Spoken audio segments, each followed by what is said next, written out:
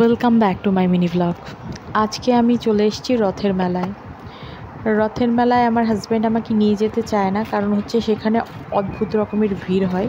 ও ভিড়ভাড়টা খুব একটা পছন্দ করে না, কিন্তু আমার যে ভীষণ রথের মেলায় ঘুরতে ইচ্ছে করছিল, তাই মেয়েকে স্কুলে দিয়ে ছুটি হওয়ার ঘণ্টাখানেক আগে আমি একাই চলে গেলাম। একাই বেশ ভালো লাগছিল, ঘুরছিলাম। দুপুর টাইম তো, সব দোকানগুলো খুলেনি, সন্ধ্যার দিকে খুলে, বিকেলের দিকে সন্ধ্যার দিকে খুলে, সবই বন্ধ ছিল প্রায় 2-1টা দোকান ছাড়া। আমি কিছু পাপড় নিয়েছি, ঠাকুরের জন্য কিছু জিনিসপত্র নিয়েছি, একটা পঞ্চমুখী হনুমানজির ফটো ফ্রেম নিয়েছি। তো ভীষণ গরম লাগছিল। এখানে নাকি মানে জায়গাটার নাম হচ্ছে রথতলা, এখানে নাকি একটা ঝিল আছে। সেই ঝিলে নাকি প্রতি বছর কেউ না কেউ মারা যায়, এটাই শুনছিলাম, বলা বলি করছিল সবাই। যাই হোক, শুনে আমার খুব যেতে ইচ্ছে করলো।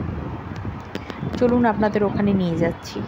তার আগে বলে রাখি, আমার ভিডিওগুলো যদি আপনাদের ভালো লেগে থাকে তাহলে প্লিজ লাইক, কমেন্ট আর সাবস্ক্রাইব করে আমার পাশে থাকবেন। আমার মেলা প্রায় ঘোরা হয়ে গেছে। আমি এখান থেকেই টুকটাক জিনিস নিয়ে নিলাম। কিছু প্লাস্টিকের জিনিস নিয়েছিলাম,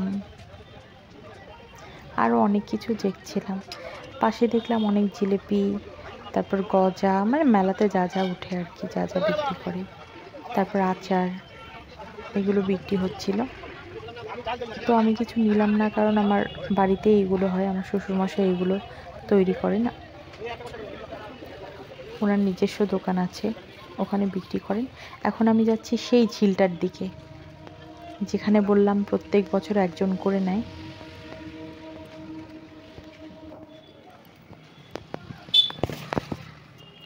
এই তো সেই রথতলা।